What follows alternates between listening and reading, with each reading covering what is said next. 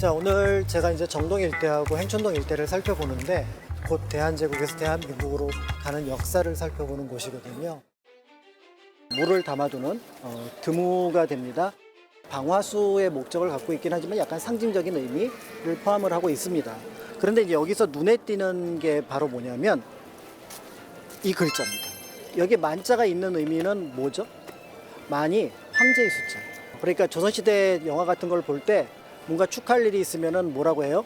천세, 천세, 천천세 이렇게 얘기를 합니다. 그런데 대한제국을 선포한 덕분에 만세를 쓸 수 있게 됐고요.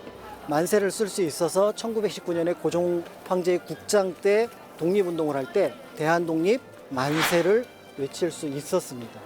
만약에 그렇지 않았으면 지금 조금 애매했을 거예요. 우리 천세 불러야 돼? 만세 불러야 돼? 어떻게 보면 이 대한제국이 없애준 그런 어떤 것들은 있다라고 볼 수가 있는 거죠. 그러니까 우리나라 정도의 규모가 되게 애매해요. 이 정도 규모의 나라가 굉장히 어색합니다. 약한 나라도 아니고 작은 나라도 아닌데 큰 나라는 아닌 거죠.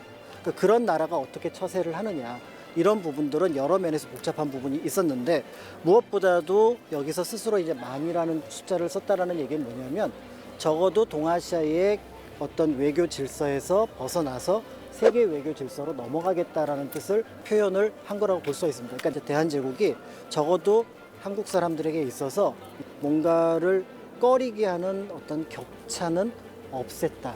이제 이렇게 볼 수 있지 않을까 이런 생각이 들기도 합니다. 자, 지금 이제 여러분들이 오신 곳은 정관원이라고 하는데요.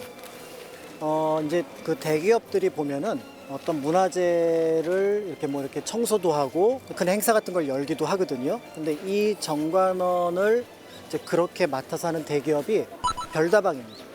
그렇게 하게 된 배경은 뭘까요? 그들이 그냥 아무 문화재나 딱 찍어서 하진 않았을 거 아니에요. 네, 고종이 커피를 마셨다는데 도대체 그 장소가 어딜까? 어떤 기록에도 고종이 여기서 커피를 마셨다는 기록은 없습니다. 그런 면에서 볼 때 그거는 이제 단순한 상상이긴 하지만 그런데 정관원, 고요하게 바라보는 집이라는 뜻이기도 하고 그 다음에 여기 보면 테라스가 있는 것이며 여러 가지 모양들이 커피를 마시기는 좋지 않았을까라는 상상을 하게 되는 거죠. 그런 면에서 이제 별다방이 자신들의 그 주요 상품과 이 공간의 역사를 가지고 얘기를 꺼냈다 이렇게 볼 수가 있을 것 같고 우리나라에 이제 커피가 들어왔던 최초의 기록은 한 1880년대 영국 사람들 선교사들이 커피를 가져왔다는 기록이 있습니다. 그리고 1895년 을미사변 이전에도 이미 경복궁에서 고종과 명성황후는 커피와 쿠키를 드셨어요. 저 위에 보면은 그 목조에 있는 박쥐. 그러니까 박쥐가 어떤 의미인지 아시죠? 박쥐를 한자로 부르면 편복이라 그러거든요. 근데 그 편자를 빼면은 복이 되잖아요. 그러니까 박쥐는 복을 뜻해요. 그러니까 예를 들어서 박쥐가 5마리다. 오복이 돼요. 우리가 수복강명 하는 그 5가지 복이 있잖아요.